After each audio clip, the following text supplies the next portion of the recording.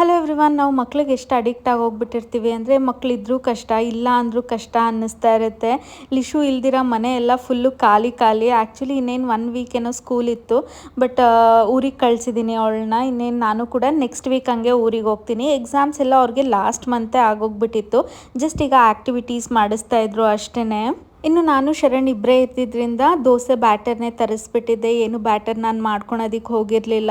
ಅದಕ್ಕೆ ಕಾಂಬಿನೇಷನ್ ಆಗಿ ದಾಲ್ ಫ್ರೈನ ರೆಡಿ ಮಾಡ್ಕೊತಾ ಇದ್ದೀನಿ. ದಾಲ್ ಫ್ರೈ ರೆಸಿಪಿನ ಕೇಳ್ತಾ ಇದ್ರಿ. ಏನಿಲ್ಲ, ಒಗ್ಗರಣೆಗೆ ಸ್ವಲ್ಪ ಸೋಂಪು ಹಾಗೆ ಕಸೂರಿ ಮೆಥಿನ ಹಾಕೊಂಡು ಕಟ್ ಮಾಡ್ಕೊಂಡಿರುವಂಥ ಈರುಳ್ಳಿ, ಟೊಮ್ಯಾಟೊ ಹಾಗೆ ಮಸಾಲೆಗೆ ಚಿಲ್ಲಿ ಪೌಡರ್, ಗರಂ ಮಸಾಲ, ಧನಿಯಾ ಪೌಡರ್, ಜೀರಾ ಪೌಡರ್ನ ಹಾಕಿ ಸ್ವಲ್ಪ ಫ್ರೈ ಮಾಡಿ ಆನಂತರ ಪ್ರೆಷರ್ ಕುಕ್ ಮಾಡ್ಕೊಂಡಿರುವಂಥ ತೊಗರಿಬೇಳೆ ಹಾಗೆ ಕಡಲೆಬೇಳೆನ ಹಾಕೊತಾ ಇದ್ದೀನಿ. ಇನ್ನು ಲಿಶು ಏನಾದರೂ ಮನೇಲಿದ್ರೆ ನನಗೆ ಸೆಲಾನ್ಸಿಗೆಲ್ಲ ಹೋಗೋದಕ್ಕೆ ಆಗಲ್ಲ. ಬಟ್ ಇವತ್ತು ಅವಳು ಕೂಡ ಇರಲಿಲ್ಲ ಅಲ್ವಾ, ಹೋಗಿ ಒಂದು ಸ್ವಲ್ಪ ರಿಲ್ಯಾಕ್ಸೇಷನ್ಗೆ ಹೇರ್ ಆಯಿಲ್ ಮಸಾಜ್ ಮಾಡಿಸ್ಕೊಂಬರೋಣ ಅಂತ ಹೋಗಿದ್ದೆ. Thank you for watching.